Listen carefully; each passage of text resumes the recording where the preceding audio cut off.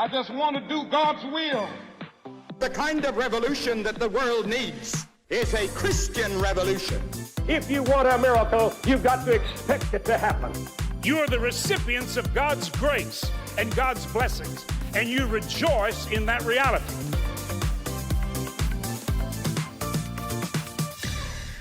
Welcome to Life Today Live. You've probably heard me kind of picking on this line from a movie from Jerry Maguire where Tom Cruise busts in a room of women. He's like, "You complete me," and I get it. It's a movie, so I don't take it too seriously. But what I don't like, and it can seep into a lot of people's minds, is this idea that, when I find my soulmate, when I find the one, then we two half people can become one. Finally, whole. We've reached it. And it's just, you don't want to go into marriage with that idea. You don't want to live in a marriage with that idea. The beauty of what the scripture refers to is that two people become one. Now, that doesn't work mathematically. That only works spiritually. And there's some beauty there. That's where the true magic happens. That's where the joy takes place. That's something only, I believe, God can do. We're going to talk with some people who are trying to help people around the country. You could be one of them if you need some help to get into this marriage equation, what they call is one for love, laughter, and longevity. My guests today are Jimmy and Irene Rollins, and they have a book called 2 = 1, which is also the name of their ministry. And they are just they've lived this. So they know what they're talking about, the good, the bad, and the ugly. But they're on the good now, and they want to help you become good in your marriage, miraculous in your marriage. So this is going to be good for you wherever you're at in your marriage. And I know I've been married a long time, and sometimes you feel like, I just kind of need to go in for a tune-up. And that's always good. So this may be your marriage tune-up today. If you're not married, this will better prepare you for marriage. If you know somebody who may be struggling or trying to work through these things, this is going to empower you to speak into their lives and be a blessing. So appreciate all you guys watching today. Jimmy and Irene, great to see you guys again. Welcome back to the program. Thank you for having us. Great to see you too. Absolutely. So, Go. Yeah. So this is catching hold. I mean, you got to the point where you got the book now. I know you guys have been talking marriage for a while. What's going on? What are you seeing as you deal with people and trying to understand this mystery of two becoming one? Absolutely. Well, first, Randy, we're honored to be here. Excited to be a part of definitely helping your marriage. No, I'm joking. It can always get better. That's the beauty of it. It can always get better. Absolutely. But yeah, we're trying to help couples figure out their marriage equation. Like, how can two different opinions and two different ideologies and two different people that have family of origin and two complete different desires for dinner every night, right? How can two become one? I mean, this is a biblical, as you said, equation, but I believe that this equation, the result of this equation, is the gospel message of Jesus Christ being displayed throughout the world. I believe that marriage, that a marriage is the best gospel because it represents how God wants to cover the earth and be fruitful and multiply so that we can have dominion. And I think that this is a representation or the vehicle that God uses to spread his gospel all over the world. Have you guys always done this perfectly? Absolutely not. I mean, I'm more perfect than Irene, but they've got a counselor for that. No, I'm joking. Yeah, we kind of believe that like the two very different people, really the equation of 2 = 1 is all about really an invitation to loving everything that's different about your spouse. It's great. Loving everything that's different. So it's like we're polar opposites, right? Yeah. And we have found a way to leverage our strengths and weaknesses to benefit the marriage. And that's what makes a marriage made one. Absolutely. And I think hard work, though. For us, we've been married 25 years and we often say it's been about the best 10 years ever. Yeah, right. So our story is pretty incredible. We can't believe we get to do this. Yeah, and true. Honestly, it's like, this is a part of giving back now, but we were confronted with, alcohol addiction and food addiction and pornography addiction and all of the things that the cultural equation would be divorce. We decided to do the work. And Irene, this week celebrated 9 years sobriety from alcohol, and we're excited about that. And we celebrated that. And I don't know if everyone can tell, but I've lost 163 pounds, and I am all man here. I'm all feeling muscle. good. I got a healthy dad bod. There you go. So Randy, like, we want to give back. We overcome by the blood of the Lamb and the word of our testimony, and that word testimony means do it again. Yeah. So we want to spend all of our energy, all of our time, helping couples with what we now get to experience now. And that's why we say you're not allowed to complain about the marriage that you refuse to work on, because it takes work. So, the things you mentioned, that those are oftentimes the end points of a marriage, right? How did it not be? Because anybody in that situation that you've been in various forms, they're probably looking at it going right now, going, well, that's great for them. My marriage is done. How do you get out of how do you get off that road of divorce when you're so far down it? Mm-hmm. Well, we like to say leaning into really ownership, taking some really hard, it's hard, very hard inventory of yourself to see what part you play in that dysfunctional cycle. We always have a percent, like the other person could be 95, 98% in the wrong. But what is your 2%? There's always a percentage that we can own that's ours, our work to do. So we like to say, get into counseling, start doing the work for yourself, and then you can come together if the person is willing, because that willingness has to be there. And if the person is willing, then you can come together and start the journey of health together. But it starts with you getting healthy yourself. If you're not in the addiction, you're just as sick emotionally as the person in the addiction. So you both need work. I think that's a hard part, because people, I think, realize that it does take two to tango, right? And I've had friends in that situation, and I really, you have to hear it if you're in that situation.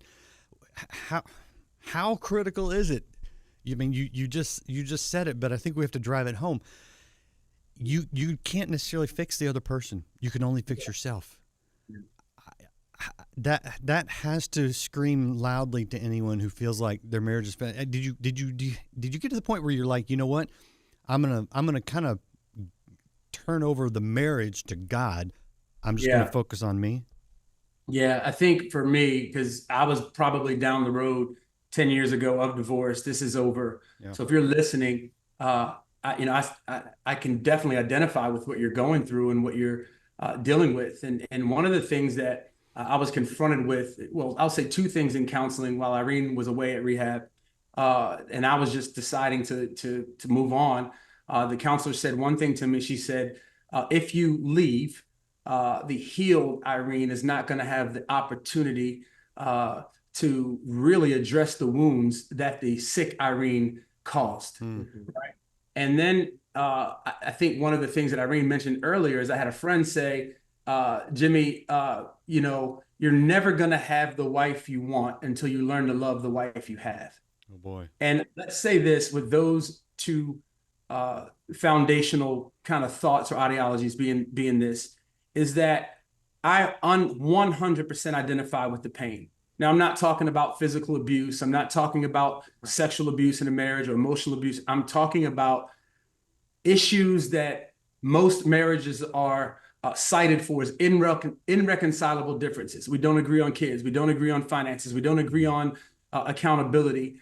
We don't agree on, where we want to live. I don't like your parents. Here's the thing that I had to come to terms with. Do I value marriage, not my marriage? Do I value marriage above my pain? Mm. And I think when we don't have an understanding of what marriage is and what God intended for marriage and why things are hard, then we will always lead with our pain, not with what does God want to do through this? Does God want us to pass down a legacy of divorce to our kids, or a legacy of we work through hard things? Does God want us to pass down a legacy of making it about us or serving each other? This is scriptural. This is why God equated how Jesus loves the church with how we love our spouses. God's church is valuable, but guess what? It's flawed. Yeah. But it doesn't mean that we quit it. It doesn't mean that we stop it. No, we pursue to make it healthy. And what Irene is saying is 2 equals 1. If we take numbers out of it and substitute that for wholeness, 2 whole people come together to make a whole marriage. Yeah. And that's why we need to look at ourselves to say, am I whole? Yeah. And those are the things that I think if we value marriage, then we'll do the work over our pain. That is exactly it. That is 2 whole people becoming a whole marriage. By the way, if you're watching the flickering that's on their camera, just listen to the words, because these are strong truths that you need to hear. But I got to tell you, Jimmy, and even Irene, you know, the act of going to rehab, I mean, that's a big act of laying yourself down. Yeah. And Jimmy, the act of loving the wife you have instead of the wife you want, or the spouse, that works both ways. That's a big sacrifice, is a word that is coming to mind. I mean, it sounds like you're saying that to achieve wholeness, there's a level of sacrifice that a lot of people may not want to face up to. Is that the only way to it? Absolutely. And the word love personifies not what's amazing about a person. It actually personifies what's not amazing about a person that I'm called to. The Bible says, while we were yet sinners, Christ died for us, which means that is the ultimate act of love, that God loved the world. Come on, this is John 3:16. Yeah. That he sacrificed his only son. God is love. God doesn't decide to love. God doesn't say, you know what, if you cook me dinner this amount of times, or we're intimate this amount of times a month, that we're in love. No, God is love. And love, the love of God looks for sin. It looks for everything we're not, and it reconciles it, and it redeems it, and it doesn't give up on a person because they're going through a moment. That's what we have been, I would say, enlightened to in our marriage. Yeah. Absolutely. And I feel that what helped me come out of my shame about what I was going through was Jimmy's loving me past all of it. So the day he said, Irene, this is going to rehab is the bravest thing you'll ever do, even though he had his doubts, even though he didn't know if I was actually going to recover, if I was going to relapse. He had all of those fears valid. He loving me past what I was going through the addiction is what I would say showed me the reality of Christ's love here on earth. Absolutely. And it brought such tremendous healing emotionally, physically, spiritually, that I can't even put it into words what that felt like. It healed me, literally healed me. Wow. Before we get to some of the practical things that you cover in the book and that you help people with as you speak, what is life, marriage, individually? What is it for you today? Because I think people need to really get that glimmer of hope. It's waking up in the morning and doing appreciations. It's not allowing moments of frustration or moments of disappointment or moments of fighting to invade every other good part in our relationship. It's scheduling hard conversations and only allowing those hard conversations to happen in that time frame. It's writing down your thoughts and your emotions. It's being emotionally healthy, knowing that emotions and anger and all of these things, that God gave us these things as a beautiful, beautiful, beautiful opportunity for us to take journeys to figure out where we need to be healed, and where did that come from? It's looking at your spouse not as someone who is causing you misery, but someone who is a mirror to heal the misery that's already in you. It's preferring one another. It's, as you said, dying every day to yourself That's what it is. Yeah, and for me, it's like you said, appreciations. We're empty nesters, right? Yeah. So this is a new phase of life and marriage that we get to enjoy because we're sober. Yeah. We get to enjoy each other not because life doesn't happen. The same stressors are still happening. Arguments happen. We just fight fair now. Yeah. Instead of unfair. We have the tools to navigate conflict in a way that doesn't rob us of joy in our marriage. Absolutely. In fact, like life is still happening. We just handle it different now. Absolutely. So all of these are practical tools that we realize that most couples, they don't have it in their toolbox. Because They need a screwdriver. All they have is a butter knife, right? They need to cut something. All they have is a butter knife. What we have found is that the ambidextrous nature of a butter knife doesn't work in marriage. You need tools. You need to figure out how to give appreciations, how to talk and have hard conversations. That's why we exist. That's why our coaching exists. That's why this book exists. This book is not just our love story. No. This book is a story that you would have your own love story. Mm-hmm. So, I mean, I hear that this is an ongoing process, right? But you mentioned love, you mentioned joy. I mean, is that all there in your marriage? Oh yes. Oh yes. It 100% is, and I'll tell you why. Because this version of Irene Rollins today, 25 years into marriage, I'm battling Lyme disease, and this is a new territory. Not only are we empty nesters, but Jimmy is married to a new version of someone who's pursuing healing and looking for a miracle. And on my bad days, he has to navigate if he's going to take something personally, if he's going to choose joy instead and give me the generous thought. Yeah. Because old Jimmy would have taken my mood swings personally, perhaps, and just kind of done his so he's an 8 on the Enneagram, so he might have done the Don't put my business in the street. He might have put a wall up and distanced himself, going into self-protective mode. But I get to experience having somebody come alongside me and support me through the hardest season of my life. Because he supported me through recovery, I now have the strength to battle this thing. And so that's what it looks like for me today. That's honest. And Randy, why we have this today is because we practiced it. Yeah. It became part of our DNA, and you become what you repeatedly do, is what we like to say. So it's not just reading a book. It's not just a podcast. It's not just a good radio show or what have you. It's not a good sermon on Sunday. It's more than that. It's every single day investing something into the relationship. And I think I'm going to give you something that's brilliant that we're managing right now. Irene is dealing with a health, battling the symptoms of Lyme disease, and she's been diagnosed with Lyme disease, and it's just been hard. It's a new phase of our marriage, and she doesn't have the strength she used to have. And I'm going to give you a real life text, Randy, it's for couples. We're working through this right now. I felt like what I made up about Irene's actions and all the things that she was being a little mean, a little short with me, a little rolling of the eyes. And I sent her this text last night.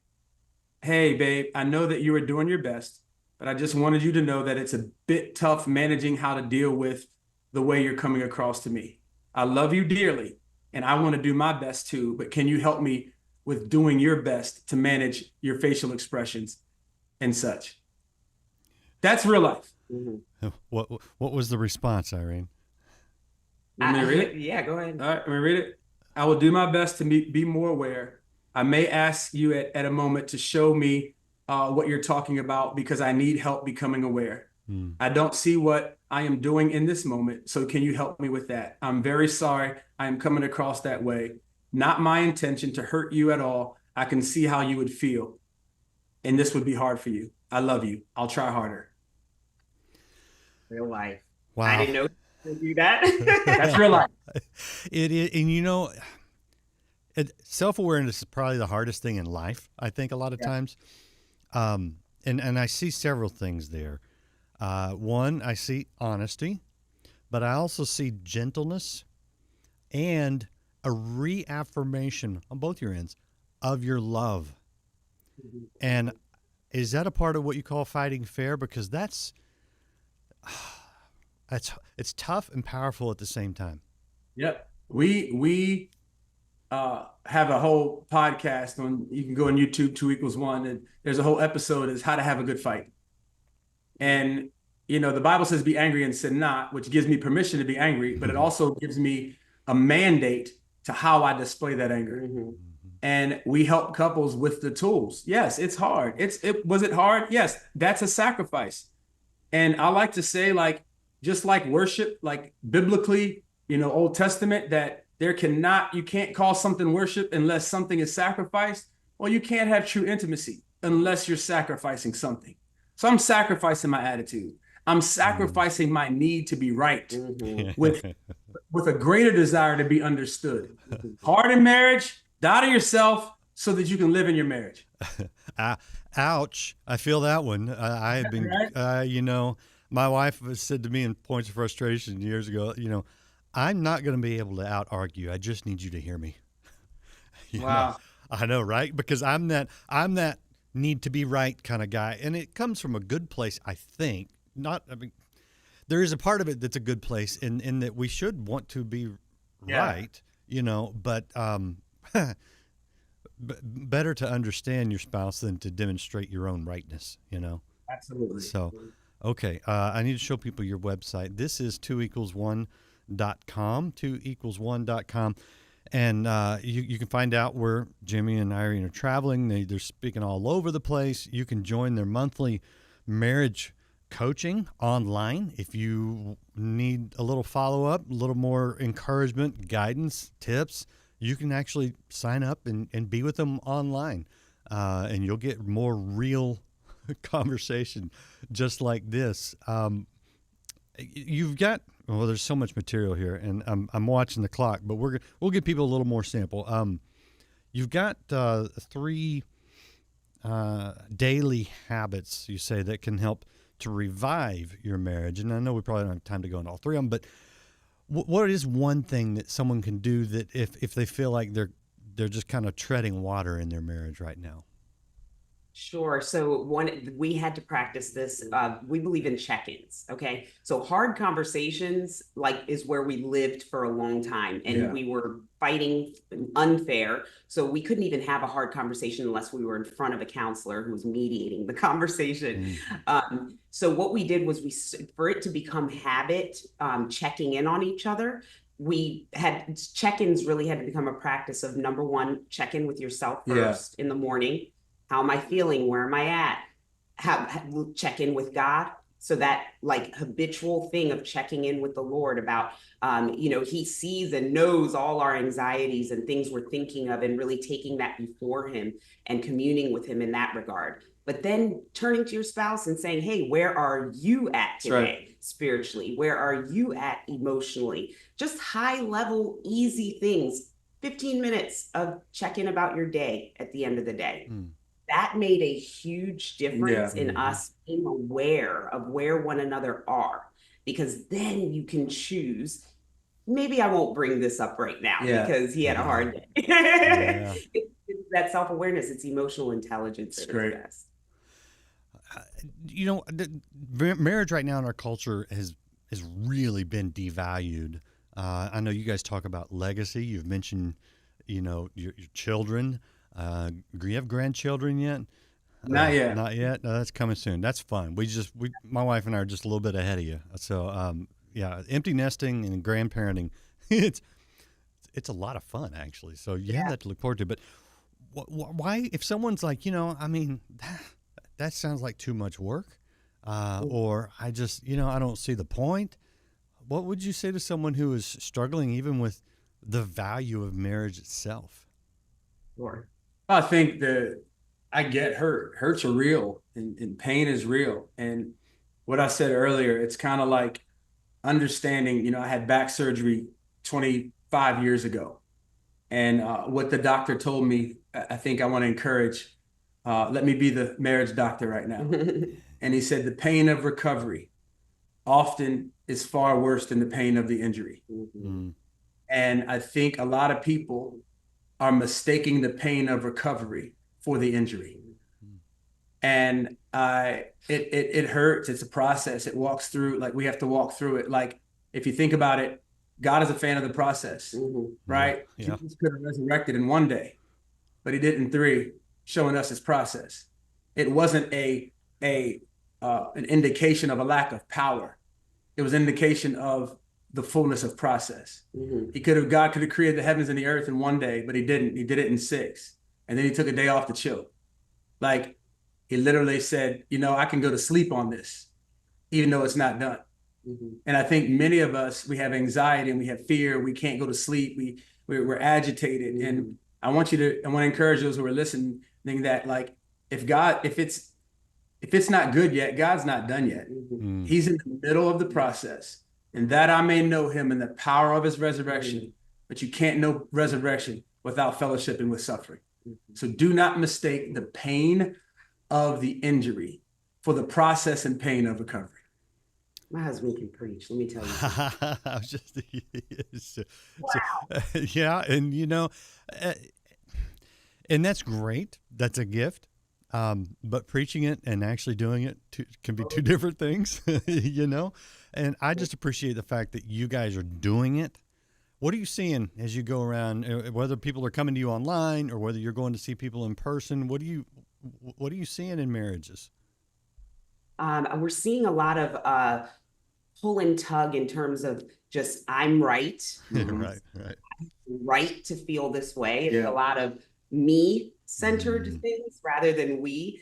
Like we are going to get there's such a lack of ownership of the dysfunction you're bringing to the table. So our pasts are going to show up in our present, period. That's just the way it is. What we were exposed to in terms of what marriage would look like, our wounds, they're going to show up in the present.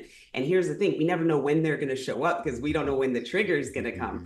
But what we're seeing is people are blaming their spouse for you're the trigger. You did this to me, rather than owning, wow, I felt that when you behaved a certain way. So my work to do is own the fact that I was triggered and deal with the trigger offline separately. But I can ask my spouse to be a part of the process and part of healing me by saying, hey, this is my vulnerable request of you. Can you care for me by keeping your voice down? Because I get triggered when. So it's me owning that it's me. You didn't do anything bad. This is my work to do. That's right. But I'm bringing you into it by being vulnerable and asking for your help in a change of behavior.